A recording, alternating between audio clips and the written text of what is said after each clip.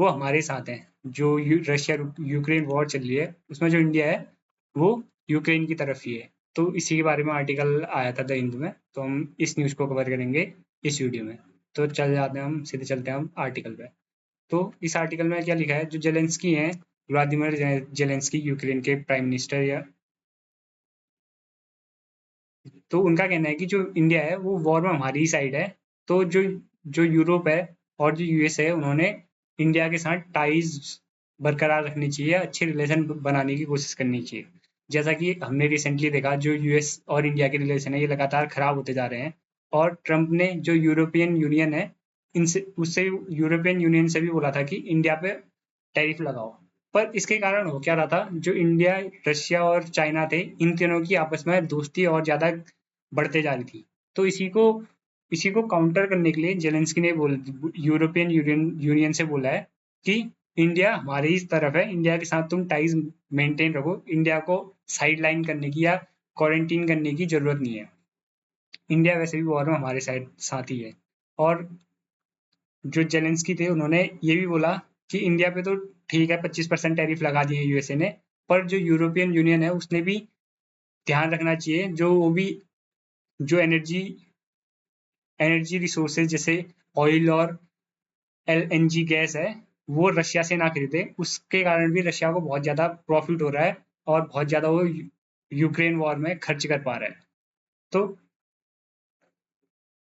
इसी के बारे में, और जो फिनिश प्रेसिडेंट है, एलेक्स एलेक्जेंडर स्टब, जिनकी फोटो मैं आपको दिखा देता हूँ, ये है एलेक्जेंडर स्टब।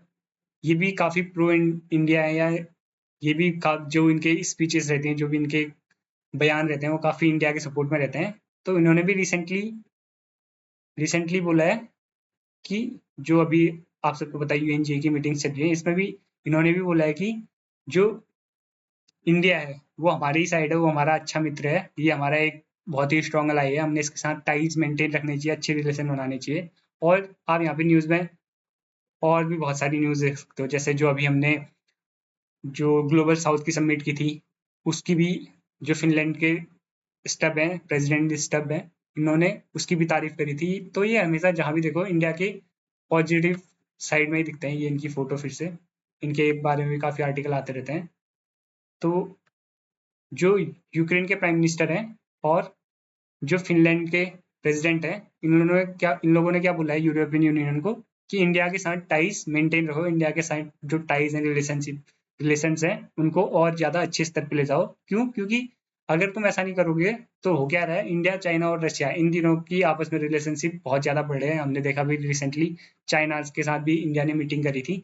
अगर चाइना चाइना रशिया और इंडिया के रिलेशन बहुत अच्छे हो जाते हैं, तो ये यूरोपियन यूनियन और यूएसए के लिए बहुत ही ज़्यादा खतरे की बात होगी, और जो नाटो कंट्रीज हैं खास करके उनके लिए। और जेलेंस्की ने ये भी बोला कि जो नाटो कंट्रीज हैं ये हमारी मदद करें, तो हम वॉर बहुत ही जल्दी जीत सकते हैं। और ये आया कब, और इससे ही पहले ही यूएसए ने के जो प्राइम मिनिस्टर है डोनाल्ड ट्रंप, आप सबको पता है, काफ़ी न्यूज़ में रहते हैं, उन्होंने क्या बोला था कि अब जो ये वॉर है ये हम जीत ही जाएंगे। यानी कि जो रशिया यूक्रेन वॉर है उसमें यूक्रेन ही जीतने वाला है। इससे पहले जो डोनाल्ड ट्रंप थे वो यूक्रेन का इतना सपोर्ट नहीं कर रहे थे इस वॉर में, उन्होंने बहुत सारी मीटिंग्स भी करी उसके रशियन प्रेसिडेंट पुतिन के साथ।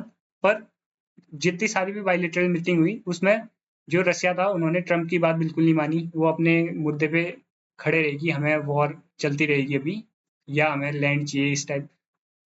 पर इससे पहले डोनाल्ड ट्रंप तो यूक्रेन से रिसोर्सेज भी मांग रहे थे, पेनाल्टी भी लगा रहे थे, उनसे पैसे भी मांग रहे थे। पर अभी जब से उनकी पुतिन के साथ मीटिंग हुई है और पुतिन ने उनकी बात नहीं मानी है, तो जो ट्रंप है वो व्लादिमीर पुतिन का ज़्यादा जो व्लादिमीर पुतिन है उनसे बहुत ही नाराज है और उनका अपोजिशन कर रहे हैं और यूक्रेन की बहुत ज़्यादा मदद कर रहे हैं।